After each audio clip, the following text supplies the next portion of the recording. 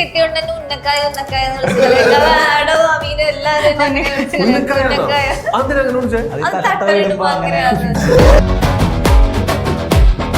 അയ്യോ ഇത് body shaming അല്ല. ചെയ്യാത്ത എന്താണ് ഇതിൽ ചെയ്തേക്കുന്നത്?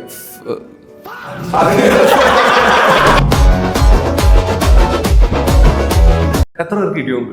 എല്ലാവർക്കും കിട്ടിയിട്ടുണ്ട്. ഫൈറ്റ് വരുമ്പോൾ ടൈമിങ് ശ്രദ്ധിക്കണം. നിങ്ങൾ എന്ന് പറഞ്ഞ് ഫുള്ള് ഇറങ്ങി എന്തെങ്കിലും പറ്റുമോ? കുഴപ്പമില്ല, ശ്രദ്ധിക്കണം, മോഹം ശ്രദ്ധിക്കണം, എന്തായാലും ശ്രദ്ധിക്കണം. ജസ്റ്റിനെ കുറിച്ച് പറയുകയാണെങ്കിൽ ഇപ്പൊ ഈ ഹൊറർ മൂവീസ് ഒക്കെ ചെയ്യുമ്പോ ആരെയും ശല്യം ചെയ്യാത്തൊരു പ്രയോഗം ജസ്റ്റിനെ നോക്കാം. ഒരു 38 ടേക്ക് വന്നൊരു ഇൻസിഡന്റ് ഉണ്ടായിരുന്നു. സിനിമയിലുള്ള ആൾക്കാരാണ്. ഞാനൊരു റാപ്പർ സിനിമയിലേക്ക് വരുന്നത്. അപ്പൊ ഇത്രയും ക്യാമറ ഫ്രണ്ടിൽ വന്ന് ഫസ്റ്റ് ഞാൻ മുഖത്തേക്ക് വെച്ചെടുക്കേണ്ടത് ഒരു ഫോർത്ത് പാർട്ട് ബ്രേക്കിംഗ് ആണ്. അതുവരെ തെറ്റിച്ച്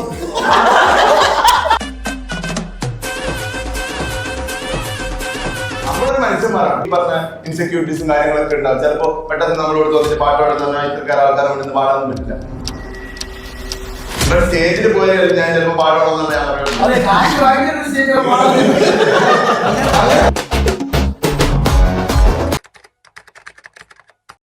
നമസ്കാരം, welcome to Jago space. It's me Sreenath K Janardhanan. വീണ്ടും ഒരു സിനിമ വിശേഷമായിട്ട് ഞാൻ എത്തിയിട്ടുണ്ട്, ഡർബി. അപ്പൊ ഈ വിശേഷം പങ്കുവെക്കാൻ വേണ്ടി നമ്മളോടൊപ്പം ചേരുന്നത് സോഷ്യൽ മീഡിയയിൽ കൂടെയും സിനിമയിൽ കൂടെയും റാപ്പിലൂടെയൊക്കെ നമുക്ക് അറിയാവുന്ന കുറച്ച് പേരാണ്. എന്തായാലും ടീം ഡർബി നമുക്ക് സ്വാഗതം ചെയ്യാം. Welcome to our show. Thank you. ഒരുപാട് സന്തോഷം നിങ്ങളെല്ലാവരും ഒരുമിച്ച് കിട്ടിയാലും. എന്തായാലും ഈ സിനിമയുടെ വിശേഷങ്ങൾ നിങ്ങളിങ്ങനെ അന്വേഷിക്കുമ്പോൾ എപ്പോഴും അറിയാൻ കഴിയുന്ന ഒരു കാര്യം, എല്ലാവരും ഒരു എക്സ്ട്രാ എഫേർട്ട് എടുത്തൊരു മൂവിയാണ്. നിങ്ങളെല്ലാവരും ഒരു കിഡിലൻ ടീം വർക്ക് ആണെന്ന് പറഞ്ഞത്. എത്ര പേർക്ക് കിട്ടിയുണ്ട്? എല്ലാവർക്കും അത്യാവശ്യം കിട്ടി. ഇത് കൈവക്കണം, അത്യാവശ്യം കിട്ടിയതല്ല അറിയോ? ഈ ഫൈറ്റിന്റെ ടൈമിൽ വിചാരിച്ചിരുന്നോ ഇങ്ങനെയൊക്കെ ആയിരിക്കും? ഡയറക്ടർക്ക് ഒരു വിശ്വാസം ഉണ്ടായിരുന്നു, പിള്ളേരെ എങ്ങനെ തല്ലിയാലും അവരത് മേടിച്ചോളും, തിരിച്ചു കൊടുക്കാൻ പറഞ്ഞാൽ കൊടുത്തോളും, എല്ലാത്തിനും റെഡി ആയിട്ടിരിക്കുന്നവരാന്ന് പറഞ്ഞത്. എങ്ങനെയുണ്ടായിരുന്നു എക്സ്പീരിയൻസ്? എങ്ങനെയായിരുന്നു ബ്രോ?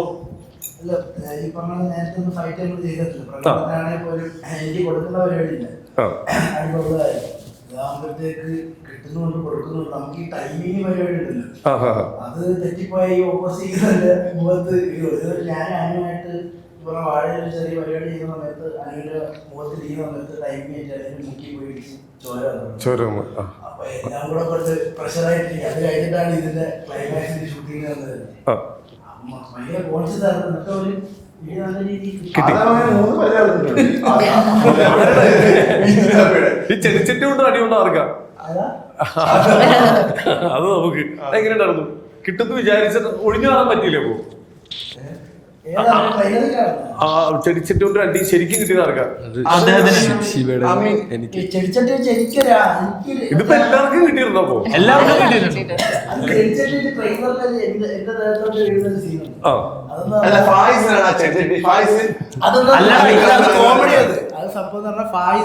അനുവിനെ അടിക്കുന്ന ഒരു സീനാണ്. അപ്പൊ ഈ അടിക്കുന്ന സമയത്ത് ഈ സാധനം ഇവൻ അറ്റത്താണ് ഈ ചെടിയുടെ പിടിച്ചിരുന്നത്. അടിച്ചിട്ട് ഈ ചെടിച്ചട്ടി ഞാൻ ബാക്കിൽ കിടന്നുണ്ട്. ചെടിച്ചട്ടി തെറിച്ച് എന്റെ അടുത്തോണ്ട് വന്നു. Fight master good shot.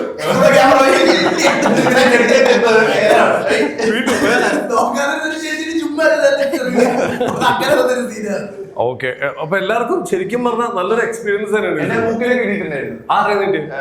എനിക്ക് തോന്നുന്നത്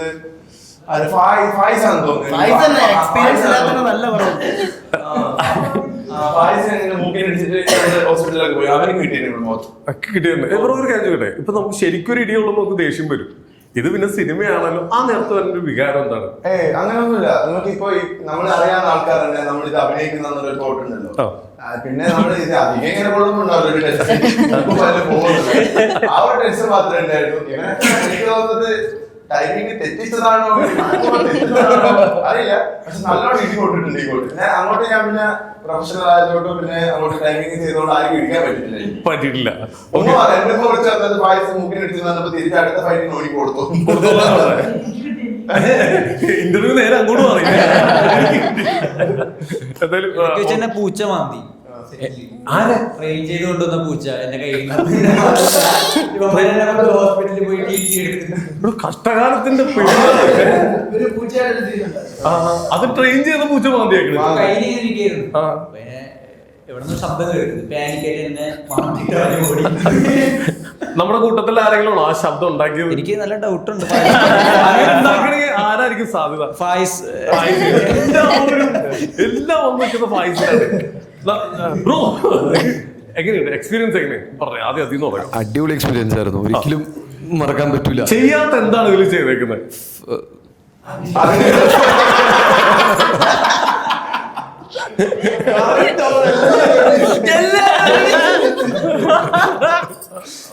ഇല്ല, ഫൈറ്റ് നല്ലൊരു പുതിയ ഇല്ല, ഫൈറ്റാണ്.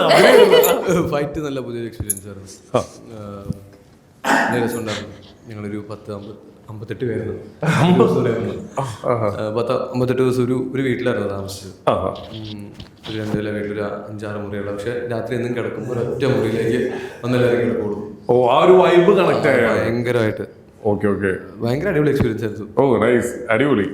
എന്തായാലും നിങ്ങളെല്ലാരും പല സൈഡിൽ നിന്നുകൊണ്ട് ഈ ലൊക്കേഷനിലല്ലേ നിങ്ങൾ കണക്ട് അത് ഇതിനകത്ത് കാസർഗോഡ് തൊട്ട് തിരുവനന്തപുരം ഞാൻ ഇങ്ങനെ ഇരിക്കുമ്പില്ലേ, നമ്മുടെ എല്ലാ ക്ലാസ്സിലും ഒരു നിഷ്കളങ്കനായ നല്ലൊരു പയ്യനില്ലേ, ശിവബ്രോനെ കാണുമ്പോൾ അങ്ങനെ തോന്നുന്നു.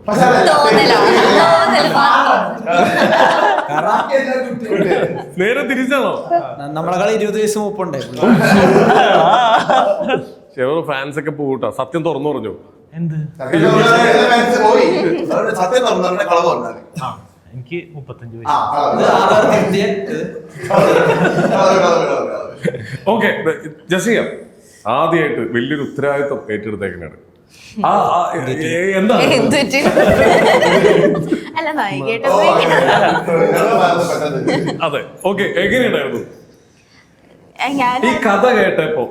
ഓക്കെ, ഞാനാണ് അപ്പൊ ഇതിൽ ഈ ഒരു ക്യാരക്ടർ ചെയ്യുന്നത്. ഓക്കെ, ഞാൻ അതിന് ഓക്കെയാണ് അപ്പൊ തന്നെ തോന്നിയായിരുന്നു.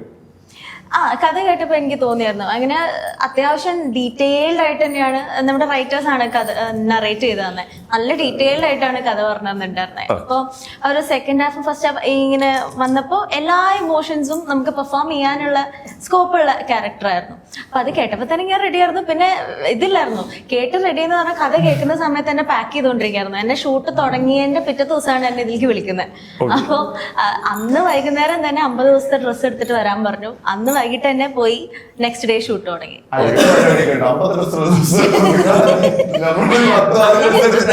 അങ്ങനെ അവര് പറഞ്ഞു അങ്ങനെ എടുത്തിട്ട് തോന്നാം. ജസ്റ്റിനെ കുറിച്ച് പറയുകയാണെങ്കിൽ ഇപ്പൊ ഈ ഹൊറർ മൂവീസ് ഒക്കെ ചെയ്യുമ്പോ ചെയ്ത ഇപ്പൊ നമ്മുടെ ദിവ്യ ചേച്ചി ഇവരൊക്കെ പറഞ്ഞിട്ടുണ്ട്, എന്നെ കാണുമ്പോ പിള്ളേര് പേടിക്കുമായിരുന്നു, കരയോർന്നൊക്കെ. എനിക്ക് തോന്നുന്നു ആരെയും ശല്യം ചെയ്യാത്തൊരു പ്രയോഗം ജസ്റ്റിനെ തോന്നുന്നുണ്ട് കുറെ കാലത്തിന് ശേഷം. ഞാൻ ഒന്ന് മാമാന്ന് വിളിക്കുന്നേ ധാരാളം. സുവർണ, എങ്ങനെയുണ്ടായിരുന്നു ഇവരായിട്ടുള്ള എക്സ്പീരിയൻസ്? അടിപൊളിയായിരുന്നു. ഇല്ല, നല്ല എക്സ്പീരിയൻസ് ആയിരുന്നു. ട്രോളാനുള്ള മെറ്റീരിയൽ അല്ലായിരുന്നല്ലോ ലൊക്കേഷനിൽ? അയ്യോ, ഞാനും ആയിരുന്നു. ട്രോള് ഇങ്ങനെ ട്രോളാൻ ബാക്കിയില്ല. ഞാൻ കരഞ്ഞില്ല എന്ന് മാത്രമേ ഉള്ളൂ. എല്ലാ ദിവസവും ട്രോള് തന്നെ. നമ്മൾക്ക് ഇഷ്ടമുള്ളവർക്ക് നമ്മളിങ്ങനെ ചെയ്യുള്ളൂ. അങ്ങനെ വിചാരിച്ച് ഞാൻ സമാധാനിച്ചു. എല്ലാരും അങ്ങോട്ടും ഇങ്ങോട്ടും കൊടുക്കല് വാങ്ങലൊക്കെ എപ്പോഴും ഉണ്ട്. അതിവിടെ വന്ന് കേറിയപ്പോ തന്നെ ഞാൻ കേൾക്കുന്ന ആശ്രമം മെഡിസിറ്റിയിലെ നേഴ്സ് അതാരാ പറഞ്ഞത്? പൈസ ഇതെല്ലാം നന്ന് കേറിയപ്പോ തൊട്ട് ഹരി ഫൈസ് എല്ലാരും. അതെ, പൈസ ഞാനും എന്റെ പിള്ളേരും. ജസ്റ്റിനും കിട്ടിയായിരുന്നു അത്യാവശ്യം. അയ്യോ, കരഞ്ഞോ? അല്ല, നിങ്ങൾ അങ്ങനെയല്ല. ഇവര് എന്നെ റോസ്റ്റ് ചെയ്തിട്ട് ഞാൻ ഒരു വട്ടം കരഞ്ഞിട്ടോ. അല്ല, സെറ്റില് വേറെ കരഞ്ഞിട്ടുണ്ട്. അതുകൊണ്ട് ഇവര് റോസ്റ്റ് ചെയ്തിട്ട് ഒരു വട്ടം കരഞ്ഞിട്ടോ. എവിടെ ആരോ പറഞ്ഞിട്ട് സ്ത്രീകൾക്കും എന്റെ ശബ്ദിക്കും ഭയങ്കര ബോൾഡ് ആയിട്ടുള്ള ക്യാരക്ടറാണ്. അല്ലേ? അല്ലേ? ഞാൻ ഭയങ്കര സെൻസിറ്റീവ് ആയിട്ടുള്ള ആളാണ്. ഞാൻ ആദ്യം ഇവര് കളിയാക്കുമ്പോഴൊക്കെ ഞാൻ കൊറേ ഒക്കെ പിടിച്ചു എന്തൊരു തമാശ പറഞ്ഞിരുന്നു. പിന്നെ കൊറേ ആയിട്ട് ഒരു സീരിയസ് സീനിന് മുമ്പ് അവരിങ്ങനെ പറയണേ. പിന്നെ പറഞ്ഞ് പിന്നെ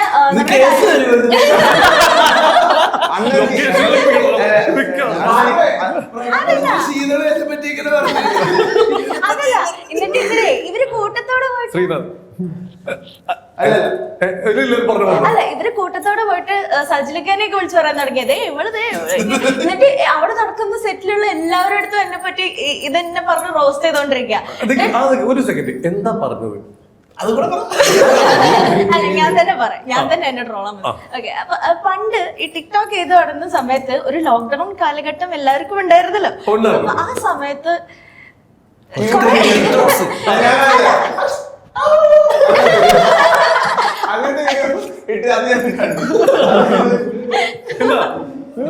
അല്ല അങ്ങനത്തെ കൊറേ വെറുപ്പിക്കൽ വീഡിയോസ് ചെയ്തിട്ടുണ്ടായിരുന്നു.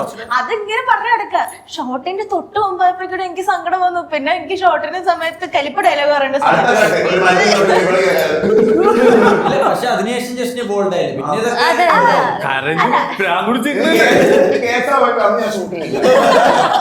അല്ല പിന്നീട് ഇവരങ്ങനെ എടുത്തെടുത്ത് ഇപ്പൊ അത്യാവശ്യം തൊലിക്കെട്ടിയൊക്കെ ആയി തോന്നുന്നു.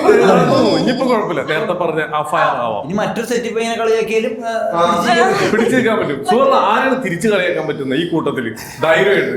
അയ്യോ പറ്റില്ല, പിടിച്ചേക്കാൻ പറ്റില്ല. പറ്റില്ല. ഞാൻ ഈ കട്ടനൊക്കെ കെട്ടിയോണ്ട് തന്നെ ഉന്നക്കായ എല്ലാരും അതിനങ്ങനെ വിളിച്ചേ? അയ്യോ ഇത് ബോഡി ഷേമിംഗ് അല്ല. നമ്മള് അങ്ങനെ എനിക്ക് ശീലമായി. ഈ ലൊക്കേഷനിൽ സ്ഥിരം ചീത്ത കേൾക്കുന്ന ആരെങ്കിലും ഉണ്ടോ? വൈകി എന്നെ ഉറങ്ങിപ്പോകുന്നു, ഇങ്ങനെ ആരെങ്കിലും ഉണ്ടായിരുന്നു? അങ്ങനെ ഡയറക്ടർ വോയിസ് നമുക്ക് ചീത്ത കിട്ടാറില്ല. ഇല്ല. ഡയറക്ടർ പാവം. പാവം ഡയറക്ടർ. അങ്ങനത്തെ ഉറങ്ങിപ്പോയിട്ടുണ്ടായിരുന്നു. എന്താ പറയാ കേട്ടില്ല. ഋഷിന്റെ ഒരു 38 ടേക്ക് വന്നൊരു ഇൻസിഡന്റ് ഉണ്ടായിട്ടുണ്ട്. ഈശ്വരാ. അപ്പൊ ആ ടേക്ക് ഉറങ്ങിപ്പോയിട്ടുണ്ടാവും. ഈ ഫഹദക്ക് പറയാറുണ്ട്, ഫഹദക്കയുടെ കാര്യം മറ്റുള്ളവർ പറയാറുണ്ട്, ഒരെണ്ണം തെറ്റിക്കഴിഞ്ഞാൽ ഇവരെല്ലാരും ഹാപ്പിയാണ്. കാരണം അടുത്തത് അതിനെക്കാട്ടി നല്ലതായിരിക്കും തന്നെ. ഋഷിന്റെ ഒരെണ്ണം തെറ്റിക്കഴിഞ്ഞാൽ പിന്നെ 42 ടേക്ക് ആയിരിക്കും. അവിടെ അതുവരെ റെസ്റ്റ് ചെയ്യും. ഞാൻ നോക്കിയപ്പോഴേക്കും ലൈറ്റ്സ്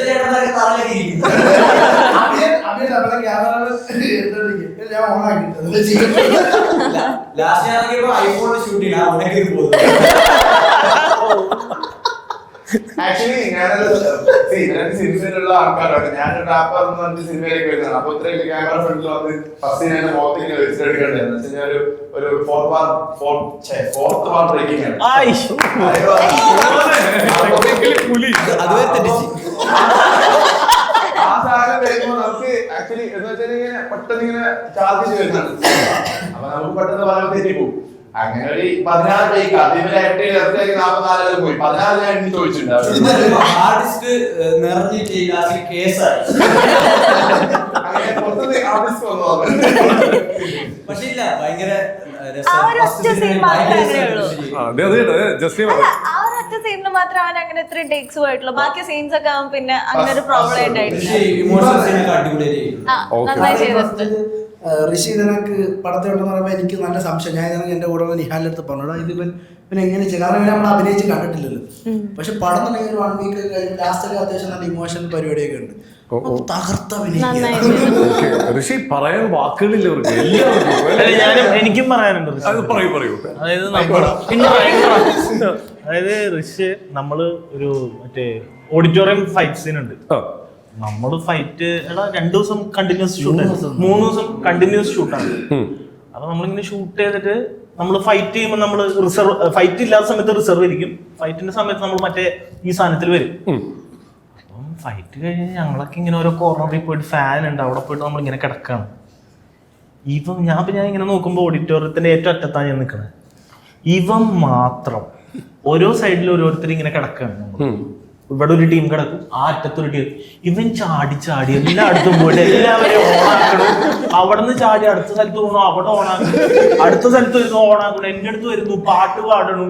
അത് കഴിഞ്ഞിട്ട് ഡയറക്ടറിന്റെ അടുത്ത് പോകുന്നു, DOP-യുടെ അടുത്ത് പോകുന്നു. ഞാൻ ജീവിതത്തിൽ കണ്ടുള്ള ഏറ്റവും ഞാൻ ഒരു സ്ഥലത്ത് അടങ്ങിയിട്ടില്ല. ഇപ്പൊ തന്നെ ഇവർ സംസാരിക്കും, ഞാൻ ഇങ്ങനെ അയ്യോ എനിക്ക് സംസാരിക്കണല്ലോ ഈ ഒരു ഇന്റർവ്യൂ ആകുമ്പോൾ ഞാൻ മാത്രം സംസാരിച്ചാൽ പോലല്ലോ. അപ്പൊ ഇവരെ കൊണ്ട് ഞാൻ വിടുകയാണ്. ആക്ച്വലി ഞാൻ ഭയങ്കര ഹൈപ്പർ ആക്റ്റീവ് ആണ്, പിന്നെ ഈ പറഞ്ഞ പോലെ എക്സ്ട്രോവേർട്ടും ആണ്. അപ്പൊ എനിക്ക് പെട്ടെന്ന് ഞാൻ ആളായിട്ട് ഭയങ്കരമായിട്ട് കമ്പനിയാവും, ഭയങ്കര കമ്പനിയാവും. അപ്പൊ ഇത് ഞാനിങ്ങനെ വേസ്റ്റ് ചെയ്യൂല സമയം, വെറുതെ ഇങ്ങനെ ഇരിക്കില്ല, അങ്ങനത്തെ സംഭവം എന്തൊക്കെയോ മൈൻഡാണ് എന്റെ. അപ്പൊ ഞാൻ എനിക്ക് പോലും അറിയത്തില്ല ആക്ച്വലി. അല്ല പക്ഷെ ഭയങ്കര പോസിറ്റീവ് ആയിട്ടാ. അതായത് നമ്മൾ ആരെങ്കിലും ഒരാൾ ഡൗൺ ആണെങ്കിൽ വന്ന് അടുത്തിരിക്കുമ്പോ തന്നെ അവൻ ഫസ്റ്റ് ഡേ ഒക്കെ ഋഷിയ ഫസ്റ്റ് വന്ന് മിന്റ് ചെയ്യാൻ എടുത്തു. ആടൊക്കെ മറ്റേ ഞാൻ കാരവന്റെ ഡോർ തുറന്ന് ഫസ്റ്റ് ഋഷിയ വേണ്ടു ഇവരൊന്നും മൈൻഡ് കൂടിയില്ല. ആടൊക്കെ മറ്റേ ചായ കുടിച്ചിട്ട് തന്നെ ഇങ്ങനെ റാഗിങ്ങിനൊക്കെ നിൽക്കുന്ന പോലെ ഞാനപ്പോ ആരോടും പക്ഷെ ഭയങ്കര ആറ്റിറ്റ്യൂഡാണ്. ഞാൻ വിചാരിച്ചു പേടിപ്പിക്കാൻ, പക്ഷെ ഭയങ്കര ആറ്റിറ്റ്യൂഡായിരുന്നു. ഞാൻ അങ്ങനെയൊന്നും അല്ല, ഞാൻ ഇങ്ങനെയല്ല. ബ്രോ ഒരു കാര്യമല്ലേ, ബ്രോ ഇപ്പൊ പറഞ്ഞ സ്ഥിതിക്കാൻ ചോദിക്കുകയാണ്, ബ്രോ ആയിട്ട് കോമ്പിനേഷൻ ഫൈറ്റ് ആർക്കായിരുന്നു ഓപ്പോസിറ്റ് നിന്നിരുന്ന ആരെയും കൂട്ടത്തില്? ശിവക്കുണ്ട്, പായസനുണ്ട്, പിന്നെ ഇല്ലാണ്ട്. അല്ല നമ്മൾ അങ്ങനെ കിട്ടുന്നവരെല്ലാം എടി ചെയ്യുന്നുണ്ട്. അതായത് നമ്മള് സ്ലീപ്ലെസ് ഫൈറ്റ്.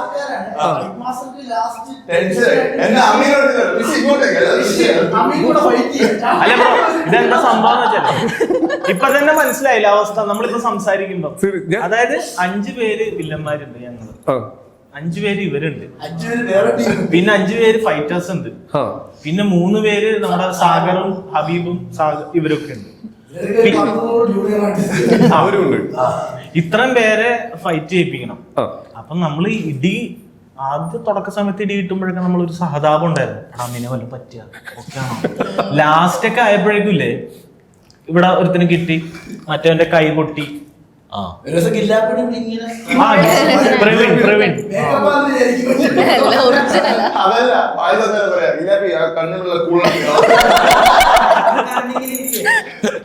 അല്ല ആ അവസ്ഥയിലാണ്.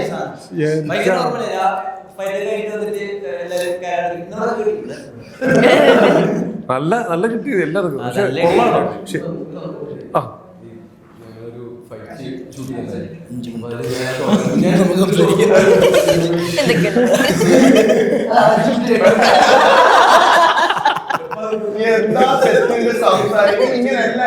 ആണോ?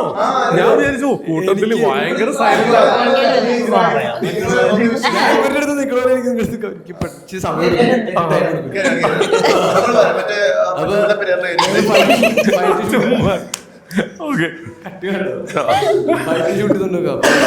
ഒരു പടത്തില് ഫൈറ്റ് കഴിഞ്ഞ പടത്തില് ഫൈറ്റ് തുടങ്ങി.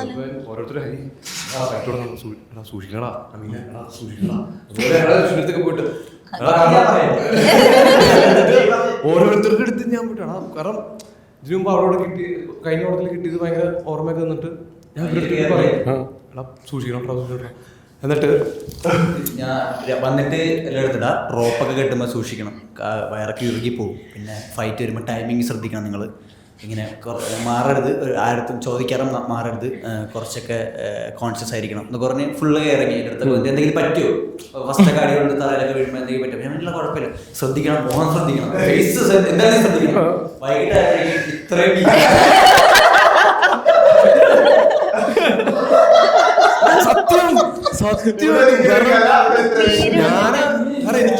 ഇവരൊക്കെ കൂളായിട്ടിരിക്കണം.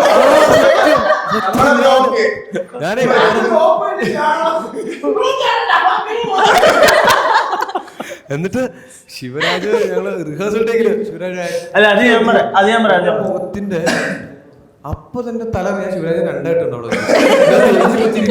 ശിവരാജ് ഇരിക്കണം.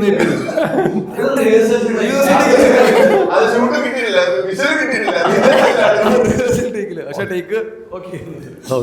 അല്ല റിഹേഴ്സലിന്റെ സമയം എങ്ങനെയാന്ന് വെച്ചാൽ നമുക്ക് രണ്ടുപേർക്കും കുറച്ച് മറ്റേ ഇതാണ് നന്നാക്കണം, ഭയങ്കരമായിട്ട് എഫേർട്ട് കൂടിപ്പോയി. അപ്പൊ അളിയൻ എങ്ങനെയാന്ന് വെച്ചാൽ എടാ ചെയ്യ് അപ്പൊ ലൈറ്റ് പോണതിന് മുമ്പ് നമുക്ക് ആ ഷോട്ട് എടുക്കണം. നമ്മൾ റിഹേഴ്സൽ ചെയ്യണം. അപ്പൊ മാസ്റ്റർ എന്നടാ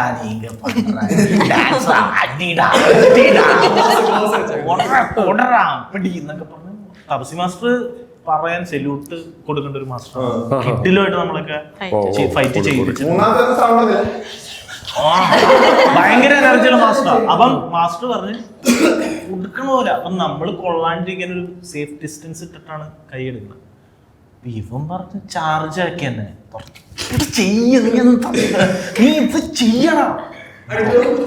കൊണ്ടാലും കുഴപ്പമില്ല, നീ അടിക്ക് ശിവ ഫുൾ പവർ. അപ്പം നമ്മളിത് ചെയ്യുമ്പം നമുക്കൊരു ഋതം ഉണ്ടല്ലോ രണ്ടുപേരും, ഈ ഋതം നമ്മുടെ തെറ്റി. അളിയ മുഖം അങ്ങോട്ട് മാറ്റുന്നതിന് പകരം ജസ്റ്റ് ഒന്ന് സ്റ്റക്കായി എന്റെ കൈ കൊണ്ടു.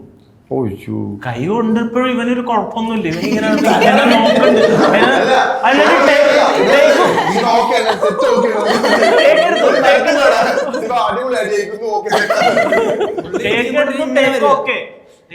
എടുത്തു കഴിഞ്ഞിട്ട് അപ്പൊ ഞാൻ എന്റെ കൈ വേദനിക്കുന്നുണ്ട് കൊടുത്തിട്ട്. അപ്പൊ ചോദിച്ചിനി ഇതൊക്കെ എന്തെന്നുള്ള സ്റ്റൈലിൽ ഇവൻ നടന്ന് പുറത്തോട്ടൊക്കെ പോകും. കുറച്ച് എന്നോട് ആരും ചോദിച്ചില്ല,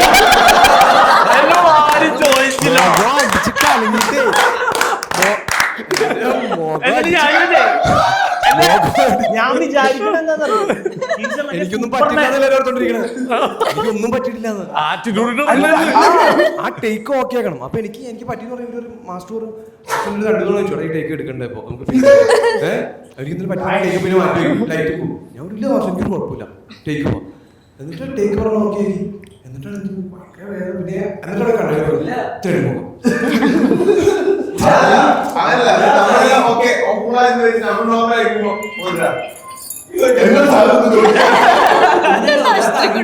അല്ല ഇവന്റെ ഭാവം കാണുമ്പോഴേ ഇതും ഭയങ്കര ഇങ്ങനെ നിൽക്കണം.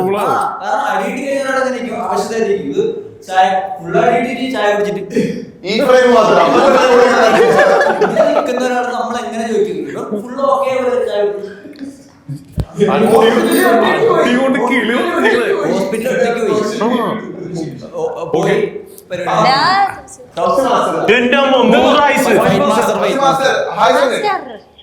ഇതാണ് ഫൈറ്റ് മാസ്റ്റർ. ഹൈവറി ഏതാണ് പേര്? അതെ കൈ കാണിക്കണ്ട്. ഹായ് ഹായ് ഹായ് മാസ്റ്റർ പേരെന്താ? ഓക്കെ, അടിപൊളി. എന്തായാലും കൊള്ളാം. നിങ്ങളുടെ എല്ലാവരും ഒരു കിടിലൻ ടീം വർക്കാണ് ഈ മൂവി. ഒറ്റ കാര്യം കൂടി ചോദിക്കാറുണ്ട് ബ്രോ. നമ്മളൊരു ആർട്ടിസ്റ്റുകളായിട്ടാണ് തന്നെയാണ് എല്ലാവരും ഈ വരുന്ന ഈ എന്താ പറയാ ബാക്ക്ഗ്രൗണ്ട് ആർട്ടിസ്റ്റുകളും എല്ലാവരും നമ്മൾ കാണുന്നത് നമ്മൾ സ്പെഷ്യൽ ആയിട്ടാണ്. നിങ്ങളെല്ലാവരും സേഫ് ആയിരിക്കും. പക്ഷെ ബ്രോനെ കാണുമ്പോൾ പാട്ട് പാടിപ്പിക്കാറുണ്ട്, ബ്രോന്റെ റാപ്പ് ഒന്ന് പാടാൻ പറയാറുണ്ട്. അത് എത്ര പ്രാവശ്യം റിപ്പീറ്റ് ചെയ്യേണ്ടി വന്നിട്ടുണ്ട്? കാരണം അവരോട് പറയാനും പറ്റൂല ബ്രോ, എനിക്കിപ്പോ പറ്റില്ല.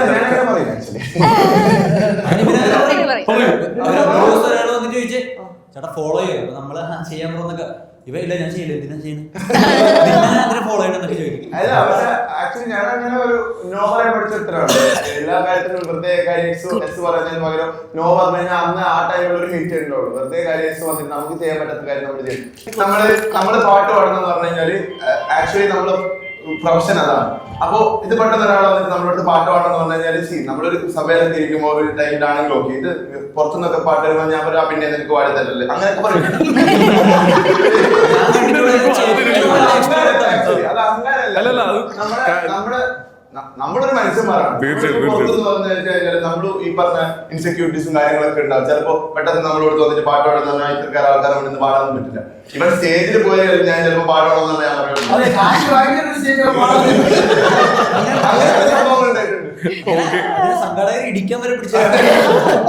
Okay bro. അപ്പൊ എന്തായാലും ഒരുപാട് സന്തോഷം. എന്തായാലും ഒരു കിടിലൻ വർക്കാണ്. ഞങ്ങൾ എല്ലാവരും ഇപ്പൊ പാട്ടിറങ്ങി അതിന്റെ ട്രെയിലർ ഇറങ്ങി വെയിറ്റ് ചെയ്തിരിക്കുകയാണ്. ഇനി എന്തായാലും നമുക്ക് ഇതിന്റെ സക്സസ് പാർട്ടിക്ക് മീറ്റ് ചെയ്യാം.